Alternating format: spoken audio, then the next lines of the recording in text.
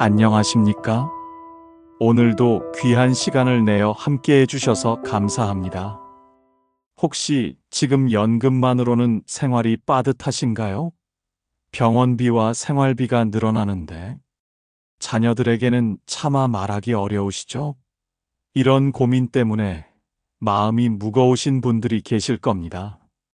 저 역시 목회를 하면서 많은 어르신들의 이런 어려움을 보아왔습니다. 얼마 전에 저희 교회에 다니시는 70세 할머니 한 분이 제게 찾아오셨어요. 당뇨병 치료비 때문에 고민이 많다고 하시더군요. 연금으로는 생활비도 빠듯한데 매달 나가는 병원비가 부담스럽다는 거였습니다. 그런데 이 할머니께서는 어려운 중에도 교회 헌금만큼은 꼬박꼬박 드리고 계셨죠. 몇 달이 지난 후에 다시 만났을 때 할머니 얼굴이 훨씬 밝아져 있었습니다. 무슨 일이 있었나 여쭈어 보니 참 놀라운 일들이 있었다고 하시더라고요. 병원에서 예상보다 훨씬 적은 비용으로 치료를 받을 수 있게 되었다는 겁니다. 의사 선생님께서 더 저렴한 치료법을 제안해 주셨고, 약국에서도 할인을 받게 되었다고 하시더군요. 할머니는 이런 작은 은혜들이 하나하나 쌓여서 마음에 큰 평안이 왔다고 말씀하셨습니다. 하나님께서 자신을 돌보고 계신다는 확신이 생겼다고 하시더라고요. 여러분, 오늘 저는 이런 이야기를 나누고 싶습니다. 재정적인 어려움 앞에서 우리가 어떤 마음을 가져야 할까요? 하나님의 말씀 안에서 우리는 어떤 희망을 발견할 수 있을까요? 성경을 보면 재정과 관련된 하나님의 약속들이 참 많습니다. 그런데 이런 약속들이 단순히 돈을 많이 벌게 해달라는 뜻은 아니에요. 하나님께서는 우리의 필요를 아시고 채워주시는 분이시라는 걸 말씀하고 계십니다. 오늘 저와 함께 하나님의 말씀을 통해 마음의 평안을 찾아보시길 바랍니다. 염려와 걱정 대신에 믿음과 감사를 선택할 수 있는 지혜를 얻으시길 원합니다. 그리고 무엇보다 하나님께서 우리와 함께 하신다는 사실이 가장 큰 축복임을 깨달으시길 바라요. 어려운 시간을 보내고 계신 분들이 계시다면 오늘 이 시간이 위로와 희망이 되었으면 좋겠습니다. 하나님의 말씀은 살아있고 능력이 있어서 우리의 마음을 치료하고 새 힘을 주시거든요. 그럼 지금부터 함께 하나님의 말씀 속으로 들어가 보겠습니다. 오늘 첫 번째로 나누고 싶은 말씀은 하나님께서 우리의 공급자라는 사실입니다. 빌립보서 4장 19절 말씀을 함께 보겠습니다. 나의 하나님이 그리스도 예수 안에서 영광 가운데 그 풍성한 대로 너희 모든 쓸 것을 채우시리라. 참 놀라운 약속이죠? 하나님께서 우리의 모든 쓸 것을 채우신다고 말씀하고 계십니다. 여기서 쓸 것이라는 단어가 중요해요. 우리가 원하는 모든 것이 아니라 우리에게 필요한 것들을 말하는 겁니다. 많은 분들이 착각하시는 게 있어요.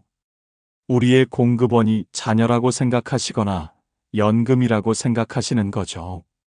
물론 이런 것들도 하나님께서 주신 통로입니다. 하지만 진짜 공급자는 하나님이세요. 시편 23편을 다시 한번 묵상해 보시길 바랍니다. 여호와는 나의 목자시니 내게 부족함이 없으리로다. 이 말씀 얼마나 큰 위로가 되는지 모르겠어요. 목자가 양을 돌보는 것처럼 하나님께서 우리를 돌보신다는 거예요. 목자는 양들이 무엇이 필요한지 미리 알고 있습니다. 언제 배가 고플지, 언제 목이 마를지, 언제 쉴 곳이 필요한지 다 아시죠? 그래서 양들을 푸른 초장으로 인도하시고 쉴 만한 물가로 인도하십니다.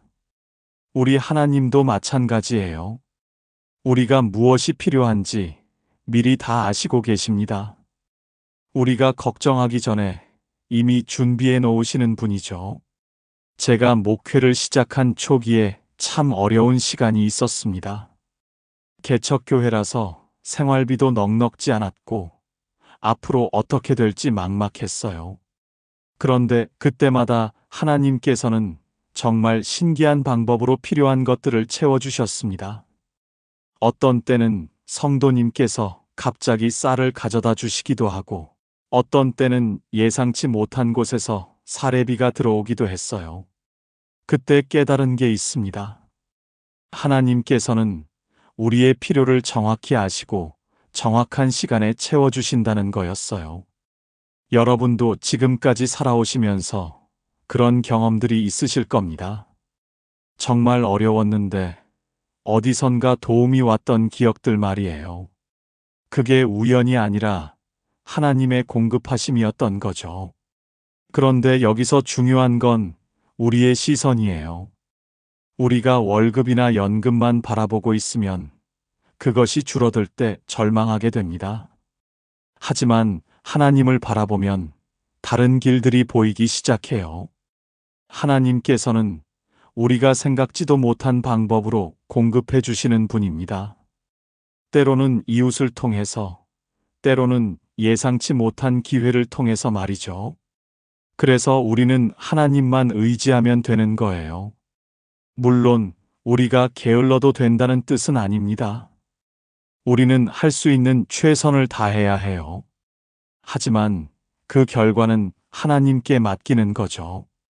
우리가 씨앗을 심지만 자라게 하시는 분은 하나님이니까요. 어르신들 중에서도 나이가 들어서 일할 수 있는 기회가 줄어든다고 걱정하시는 분들이 계실 거예요. 하지만 하나님께는 나이가 문제가 되지 않습니다. 모세는 80세에 이스라엘 백성을 이끌고 이집트에서 나왔어요. 갈렙은 85세에 헤브론 산지를 정복했습니다. 하나님의 때와 하나님의 방법이 있다는 걸 믿으시길 바랍니다. 우리는 단지 하나님을 신뢰하고 순종하기만 하면 돼요. 나머지는 하나님께서 알아서 하실 일입니다. 여러분은 지난 한 주간 하나님께서 공급해 주신 은혜를 어떻게 경험하셨나요? 아주 작은 것이라도 좋습니다. 그런 은혜들을 기억하고 감사하는 마음을 가지시길 바라요. 그럴 때 하나님께서 정말 우리의 공급자시라는 확신이 더욱 커질 겁니다. 하나님께서 우리의 공급자라는 걸 믿는다면 이제 두 번째로 중요한 건 염려 대신 믿음을 선택하는 것입니다. 마태복음 6장 31절부터 34절까지 예수님께서 하신 말씀을 함께 보겠어요. 그러므로 염려하여 이르기를 무엇을 먹을까, 무엇을 마실까, 무엇을 입을까 하지 말라이는 다 이방인들이 구하는 것이라. 너희 천부께서 이 모든 것이 너희에게 있어야 할 줄을 아시느니라. 그런즉 너희는 먼저 그의 나라와 그의 의를 구하라. 그리하면 이 모든 것을 너희에게 더하시리라. 그러므로 내일 일을 위하여 염려하지 말라. 한날의 괴로움은 그날로 족하니라. 정말 명확한 말씀이죠? 염려하지 말라고 하십니다. 그런데 현실적으로 염려하지 않기가 쉽지 않아요. 특히 나이가 들수록 건강도 걱정되고 경제적인 부분도 더 불안해지죠. 하지만 여기서 예수님께서 중요한 걸 말씀하고 계십니다. 하늘 아버지께서 우리에게 무엇이 필요한지 이미 아신다는 거예요. 우리가 걱정하기 전에 하나님께서는 이미 다 아시고 계시다는 뜻입니다. 얼마 전에 저희 교회 80세 되시는 한 할아버지를 만났습니다. 코로나 때문에 하시던 용돈벌이가 완전히 끊어져서 많이 걱정하고 계셨어요. 연금만으로는 부족한데 어디서 일자리를 구하기도 쉽지 않으니까 마음이 답답하셨던 거죠.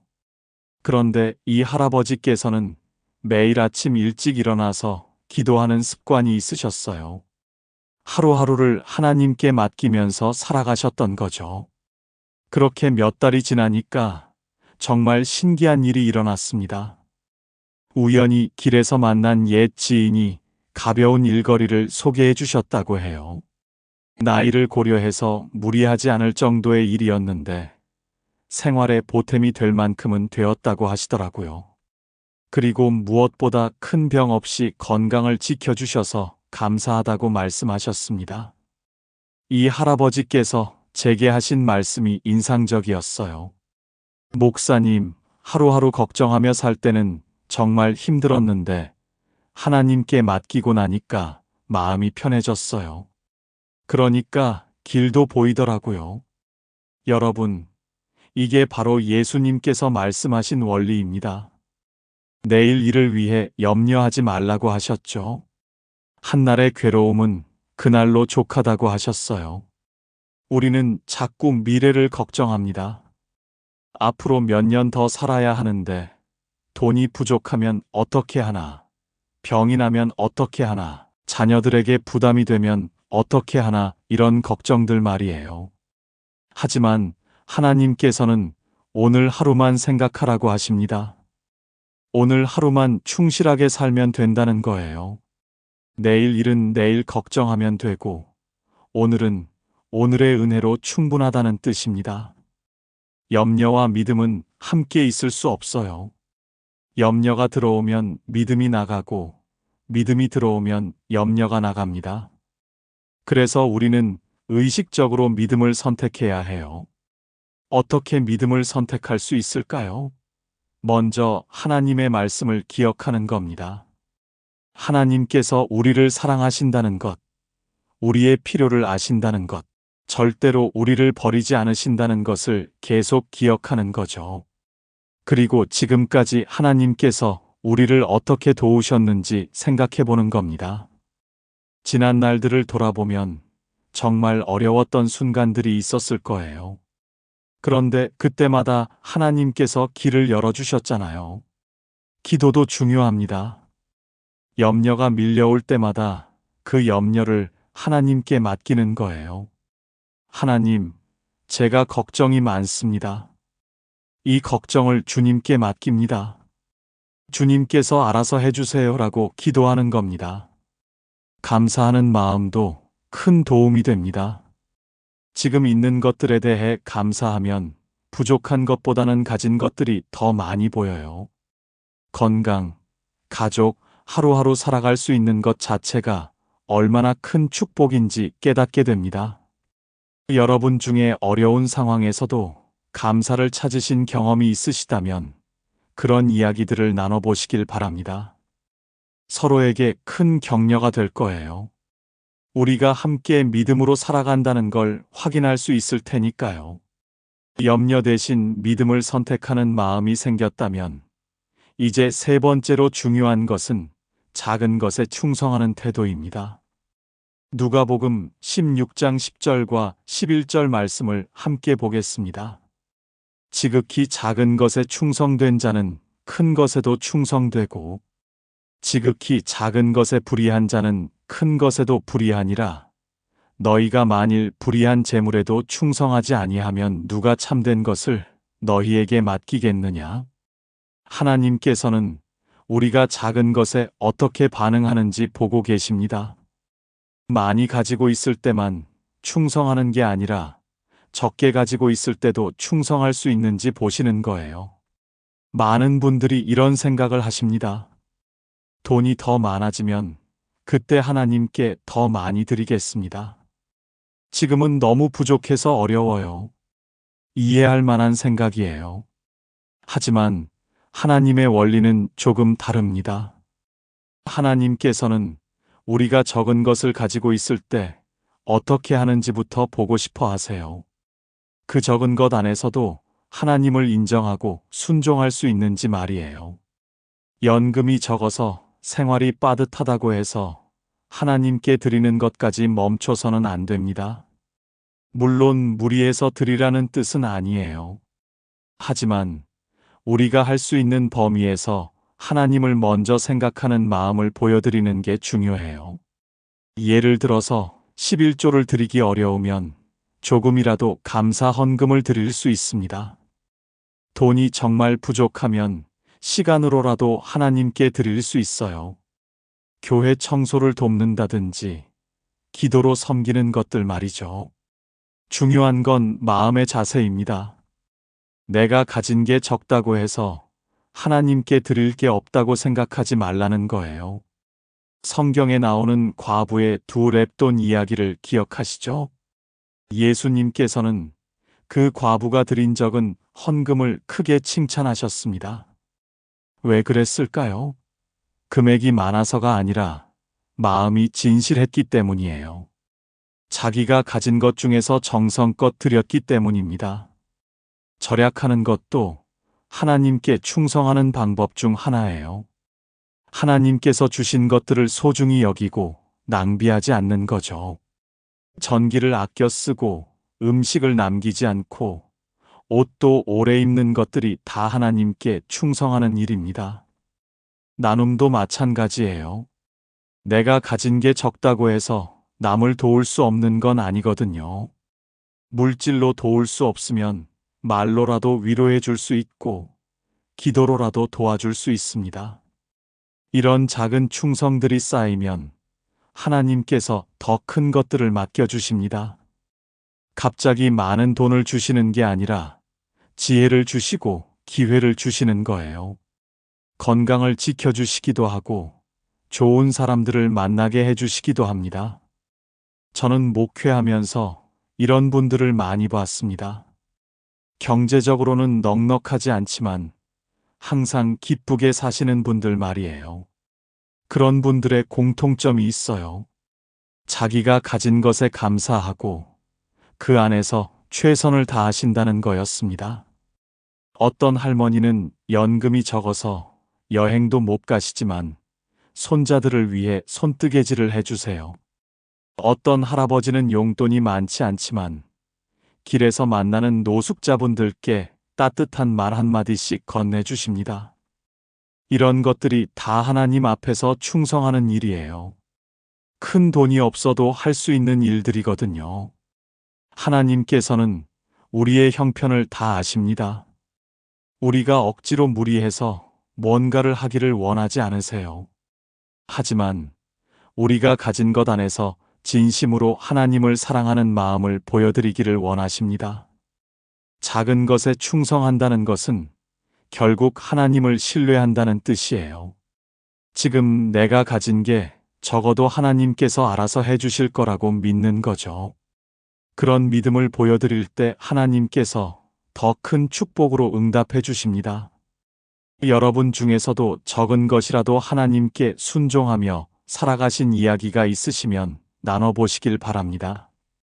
그런 경험들이 다른 분들에게도 큰 격려가 될 테니까요.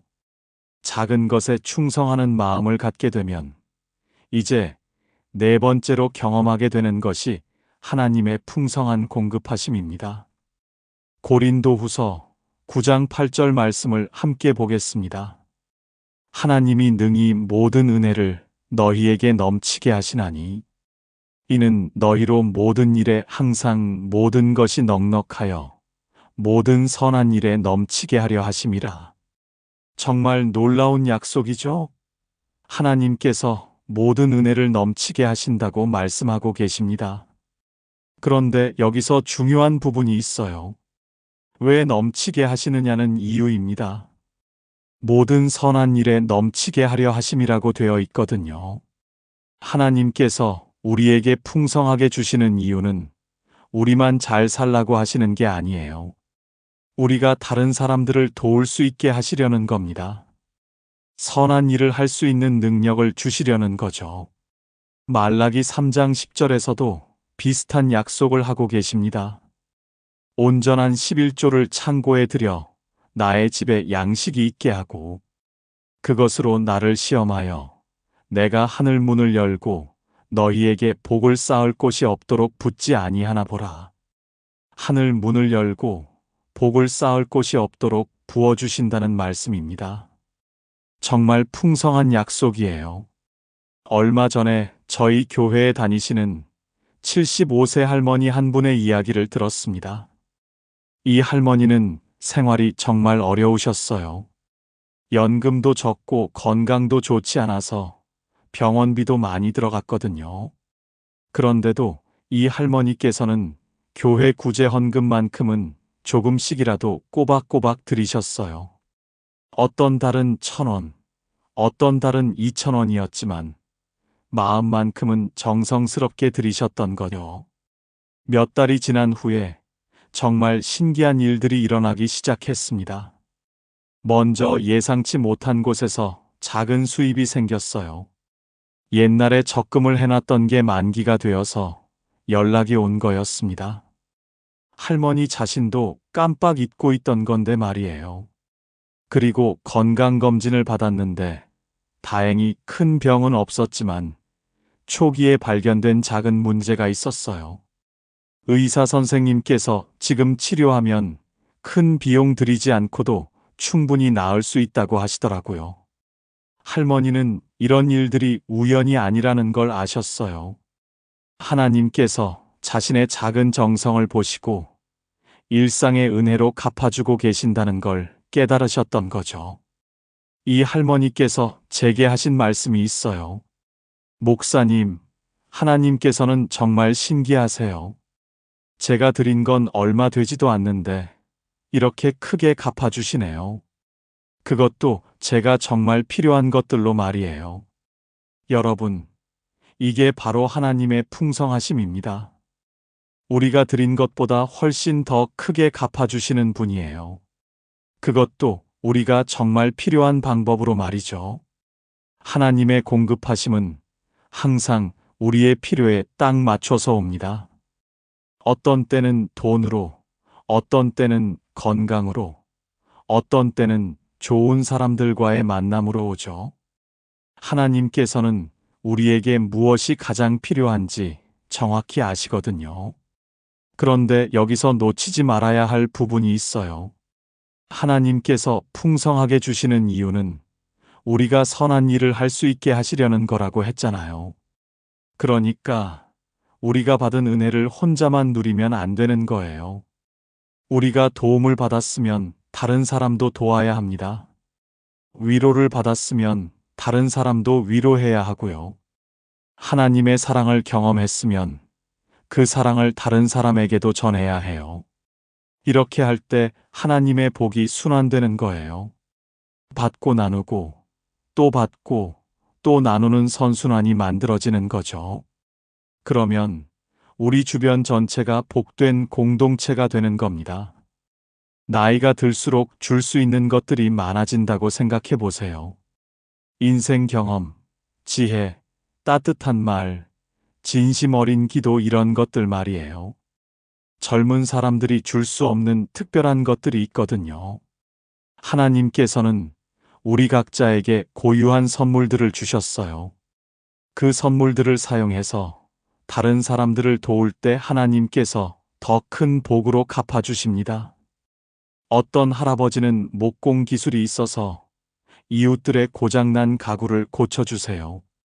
어떤 할머니는 요리 솜씨가 좋아서 혼자 사시는 분들께 반찬을 나눠주시고요. 이런 것들이 다 하나님께서 기뻐하시는 선한 일들이에요. 중요한 건 우리가 가진 것이 많고 적고가 아니라 진심으로 나누려는 마음입니다. 하나님께서는 그 마음을 보시고 우리에게 더 많이 맡겨주시는 거예요. 여러분도 하나님의 풍성하심을 경험해 보셨을 거예요. 그런 은혜의 순간들을 기억하고 감사하시길 바랍니다. 그리고 그 은혜를 다른 분들과도 나눠보세요. 작은 것에 충성하는 마음을 갖게 되면 이제 네 번째로 경험하게 되는 것이 하나님의 풍성한 공급하심입니다. 고린도후서 9장 8절 말씀을 함께 보겠습니다. 하나님이 능히 모든 은혜를 너희에게 넘치게 하시나니 이는 너희로 모든 일에 항상 모든 것이 넉넉하여 모든 선한 일에 넘치게 하려 하심이라. 정말 놀라운 약속이죠? 하나님께서 모든 은혜를 넘치게 하신다고 말씀하고 계십니다. 그런데 여기서 중요한 부분이 있어요. 왜 넘치게 하시느냐는 이유입니다. 모든 선한 일에 넘치게 하려 하심이라고 되어 있거든요. 하나님께서 우리에게 풍성하게 주시는 이유는 우리만 잘 살라고 하시는 게 아니에요. 우리가 다른 사람들을 도울 수 있게 하시려는 겁니다. 선한 일을 할 수 있는 능력을 주시려는 거죠. 말라기 3장 10절에서도 비슷한 약속을 하고 계십니다. 온전한 11조를 창고에 들여 나의 집에 양식이 있게 하고 그것으로 나를 시험하여 내가 하늘 문을 열고 너희에게 복을 쌓을 곳이 없도록 붙지 아니하나 보라. 하늘 문을 열고 복을 쌓을 곳이 없도록 부어주신다는 말씀입니다. 정말 풍성한 약속이에요. 얼마 전에 저희 교회에 다니시는 75세 할머니 한 분의 이야기를 들었습니다. 이 할머니는 생활이 정말 어려우셨어요. 연금도 적고 건강도 좋지 않아서 병원비도 많이 들어갔거든요. 그런데도 이 할머니께서는 교회 구제 헌금만큼은 조금씩이라도 꼬박꼬박 드리셨어요. 어떤 달은 1,000원, 어떤 달은 2,000원이었지만 마음만큼은 정성스럽게 드리셨던 거요. 몇 달이 지난 후에 정말 신기한 일들이 일어나기 시작했습니다. 먼저 예상치 못한 곳에서 작은 수입이 생겼어요. 옛날에 적금을 해놨던 게 만기가 되어서 연락이 온 거였습니다. 할머니 자신도 깜빡 잊고 있던 건데 말이에요. 그리고 건강검진을 받았는데 다행히 큰 병은 없었지만 초기에 발견된 작은 문제가 있었어요. 의사 선생님께서 지금 치료하면 큰 비용 들이지 않고도 충분히 나을 수 있다고 하시더라고요. 할머니는 이런 일들이 우연이 아니라는 걸 아셨어요. 하나님께서 자신의 작은 정성을 보시고 일상의 은혜로 갚아주고 계신다는 걸 깨달으셨던 거죠. 이 할머니께서 제게 하신 말씀이 있어요. 목사님, 하나님께서는 정말 신기하세요. 제가 드린 건 얼마 되지도 않는데 이렇게 크게 갚아주시네요. 그것도 제가 정말 필요한 것들로 말이에요. 여러분, 이게 바로 하나님의 풍성하심입니다. 우리가 드린 것보다 훨씬 더 크게 갚아주시는 분이에요. 그것도 우리가 정말 필요한 방법으로 말이죠. 하나님의 공급하심은 항상 우리의 필요에 딱 맞춰서 옵니다. 어떤 때는 돈으로, 어떤 때는 건강으로, 어떤 때는 좋은 사람들과의 만남으로 오죠. 하나님께서는 우리에게 무엇이 가장 필요한지 정확히 아시거든요. 그런데 여기서 놓치지 말아야 할 부분이 있어요. 하나님께서 풍성하게 주시는 이유는 우리가 선한 일을 할 수 있게 하시려는 거라고 했잖아요. 그러니까 우리가 받은 은혜를 혼자만 누리면 안 되는 거예요. 우리가 도움을 받았으면 다른 사람도 도와야 합니다. 위로를 받았으면 다른 사람도 위로해야 하고요. 하나님의 사랑을 경험했으면 그 사랑을 다른 사람에게도 전해야 해요. 이렇게 할 때 하나님의 복이 순환되는 거예요. 받고 나누고 또 받고 또 나누는 선순환이 만들어지는 거죠. 그러면 우리 주변 전체가 복된 공동체가 되는 겁니다. 나이가 들수록 줄 수 있는 것들이 많아진다고 생각해 보세요. 인생 경험, 지혜, 따뜻한 말, 진심 어린 기도 이런 것들 말이에요. 젊은 사람들이 줄 수 없는 특별한 것들이 있거든요. 하나님께서는 우리 각자에게 고유한 선물들을 주셨어요. 그 선물들을 사용해서 다른 사람들을 도울 때 하나님께서 더 큰 복으로 갚아주십니다. 어떤 할아버지는 목공 기술이 있어서 이웃들의 고장난 가구를 고쳐주세요. 어떤 할머니는 요리 솜씨가 좋아서 혼자 사시는 분들께 반찬을 나눠주시고요. 이런 것들이 다 하나님께서 기뻐하시는 선한 일들이에요. 중요한 건 우리가 가진 것이 많고 적고가 아니라 진심으로 나누려는 마음입니다. 하나님께서는 그 마음을 보시고 우리에게 더 많이 맡겨주시는 거예요. 여러분도 하나님의 풍성하심을 경험해 보셨을 거예요. 그런 은혜의 순간들을 기억하고 감사하시길 바랍니다. 그리고 그 은혜를 다른 분들과도 나눠보세요. 하나님의 풍성한 공급하심을 경험하다 보면 마지막으로 깨닫게 되는 중요한 진리가 있습니다. 그것은 돈보다 더 큰 약속인 하나님의 함께하심입니다. 히브리서 13장 5절 말씀을 함께 보겠습니다. 돈을 사랑하지 말고 있는 바를 족한 줄 알라. 그가 친히 말씀하시기를 내가 결코 너희를 버리지 아니하고 너희를 떠나지 아니하리라 하셨느니라. 정말 놀라운 약속이에요. 하나님께서 결코 우리를 버리지 않으시고 떠나지 않으신다는 거예요. 이 약속이 돈보다 훨씬 더 큰 축복이라는 걸 깨달으시길 바랍니다. 많은 사람들이 재정적인 여유가 있으면 안전하다고 생각해요. 통장에 돈이 많이 있으면 마음이 편하고 적으면 불안하죠. 하지만 정말 중요한 건 하나님께서 우리와 함께 하신다는 사실입니다. 돈은 있다가도 없어질 수 있어요. 건강도 마찬가지고요. 하지만 하나님의 사랑과 함께 하심은 절대 변하지 않습니다. 어떤 상황에서도 하나님께서는 우리 곁에 계세요. 나이가 들수록 이 진리가 더 소중하게 느껴지실 거예요. 젊을 때는 건강하고 활기차니까 뭐든지 할 수 있다는 자신감이 있어요. 하지만 나이가 들면서 몸도 약해지고 할 수 있는 일들도 줄어들죠. 그런데 그럴 때 더욱 확실하게 느끼게 되는 게 있어요. 하나님께서 정말 우리와 함께하고 계신다는 사실입니다. 우리가 약해질 때 하나님의 강하심이 더 분명하게 드러나거든요. 시편 71편 9절에서 이런 고백이 나와요. 늙어 백발이 될 때에도 하나님이여 나를 버리지 마시며 내가 주의 힘을 후대에 전하고 주의 능력을 장래의 모든 사람에게 전하기까지 나를 버리지 마소서. 나이가 들어도 하나님께서는 우리를 버리지 않으세요. 오히려 우리의 인생 경험을 통해서 후세대에게 하나님의 신실하심을 증거할 수 있는 귀한 도구로 사용하시죠. 어떤 분들은 이런 걱정을 하세요. 나이가 들어서 자녀들에게 부담만 되는 건 아닐까? 돈도 별로 없는데 애들한테 집만 지우는 건 아닐까? 하지만 여러분의 존재 자체가 얼마나 큰 축복인지 아시나요? 여러분이 살아계시는 것만으로도 자녀들에게는 큰 위로가 됩니다. 여러분의 기도가 있고, 여러분의 지혜가 있고, 여러분의 사랑이 있잖아요.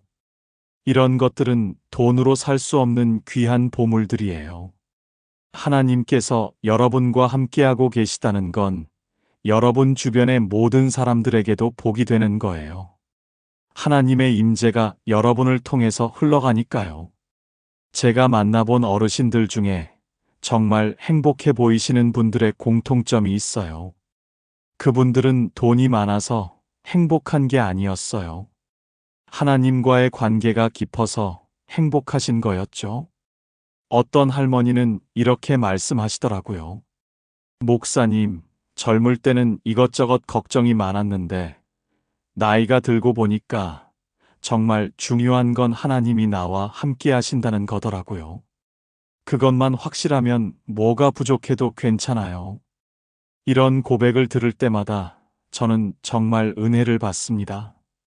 세상 사람들은 나이가 들수록 더 많은 걸 가지려고 하는데 진짜 지혜로운 사람들은 나이가 들수록 더 단순해지거든요. 정말 중요한 게 뭔지 아시는 거죠. 하나님의 함께하심이 있으면 외롭지 않아요.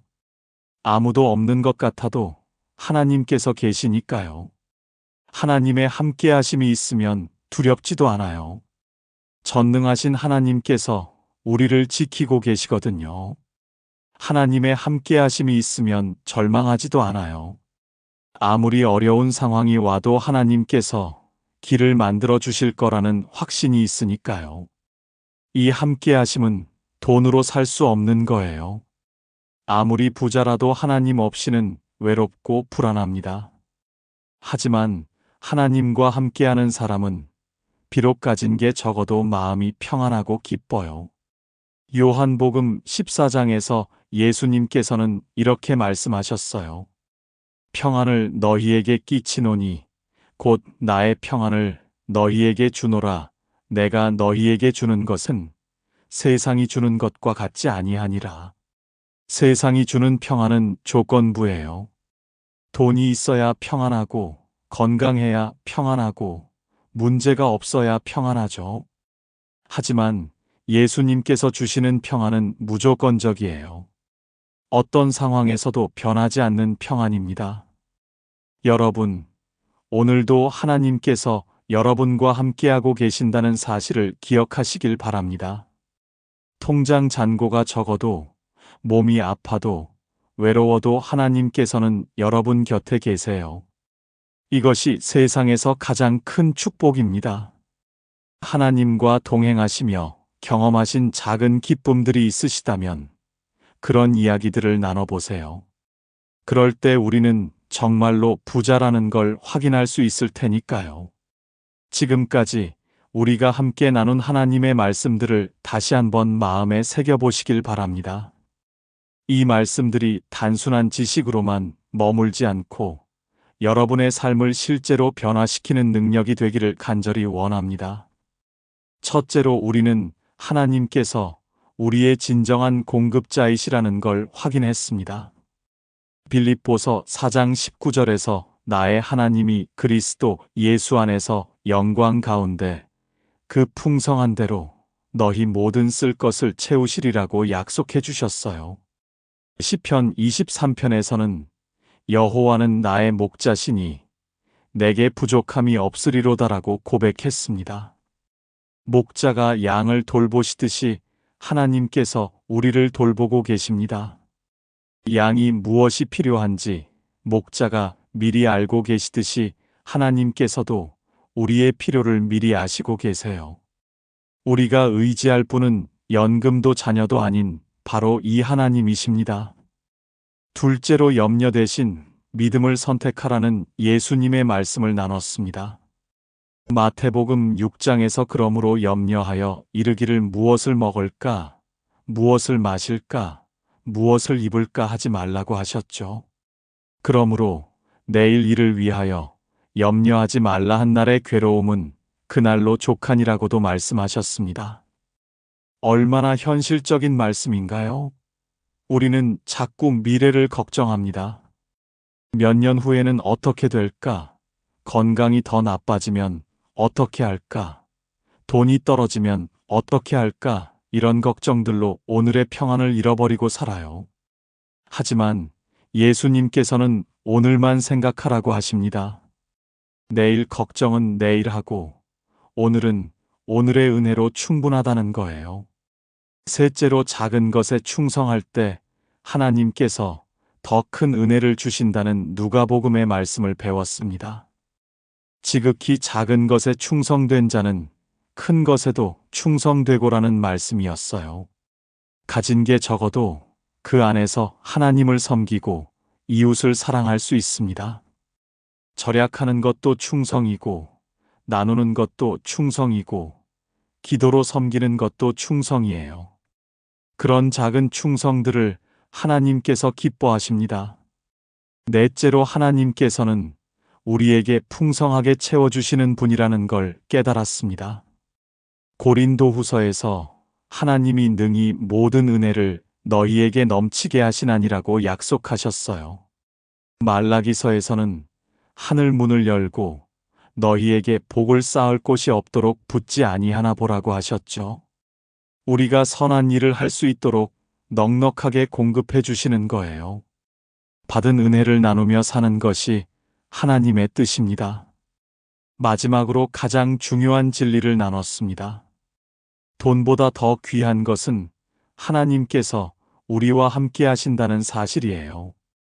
히브리서에서 내가 결코 너희를 버리지 아니하고 너희를 떠나지 아니하리라고 약속해 주셨습니다. 이 동행의 축복이야말로 세상에서 가장 큰 보물입니다. 이것들이 바로 여러분의 삶 속에서 실제로 일어나고 있는 하나님의 역사들이에요. 지금까지 살아오신 여러분의 인생을 돌아보세요. 정말 어려웠던 순간들이 있었을 거예요. 그런데 그때마다 어떻게든 길이 열렸잖아요. 그게 우연이 아니라 하나님의 인도하심이었던 거예요. 이 모든 것들이 하나님의 사랑의 증거들입니다. 하나님께서는 여러분을 한시도 혼자 두지 않으셨어요. 어려울 때도 기쁠 때도 슬플 때도 항상 함께 하셨습니다. 이제 잠시 조용한 시간을 가지며 오늘 말씀을 마음 깊이 묵상해 보겠습니다.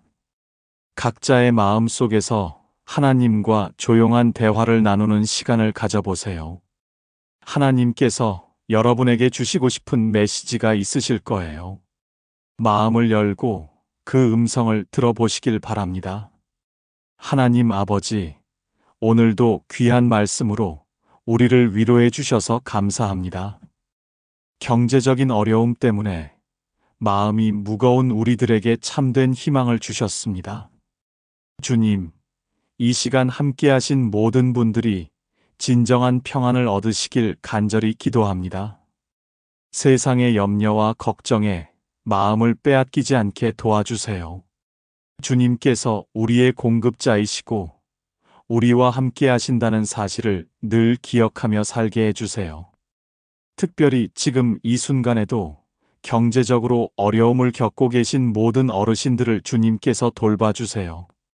연금이 부족해서 걱정하시는 분들, 의료비 때문에 고민하시는 분들, 자녀들에게 부담 주기 싫어서 혼자 끙끙 앓고 계신 분들을 주님께서 특별히 품어주세요. 주님, 그분들에게 오늘 이 말씀이 큰 위로가 되게 해주세요. 주님께서 절대로 그분들을 버리지 않으시고 끝까지 함께 하신다는 확신을 주세요. 작은 것에라도 충성할 수 있는 마음을 주시고 받은 은혜를 이웃과 나누며 사는 복된 삶이 되게 해주세요. 외로움을 느끼시는 분들에게는 주님의 따뜻한 사랑을 느끼게 해주세요. 그분들이 주님의 임재를 생생하게 경험하게 해주세요. 건강이 좋지 않으신 분들에게는 치유의 은혜를 베풀어 주세요. 몸은 약해져도 영혼은 더욱 강건하게 해주시고 고통 중에서도 주님의 위로를 경험하게 해주세요.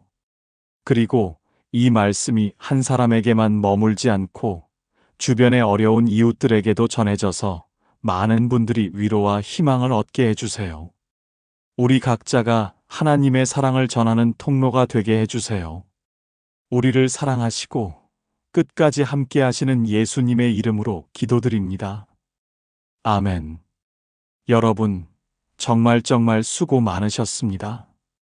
오늘 이 긴 시간을 함께 해주셔서 진심으로 감사드립니다. 이 말씀이 여러분의 마음에 깊은 위로가 되었기를 바랍니다. 하나님께서는 여러분을 너무너무 사랑하십니다. 그리고 절대로 혼자 두지 않으실 거예요.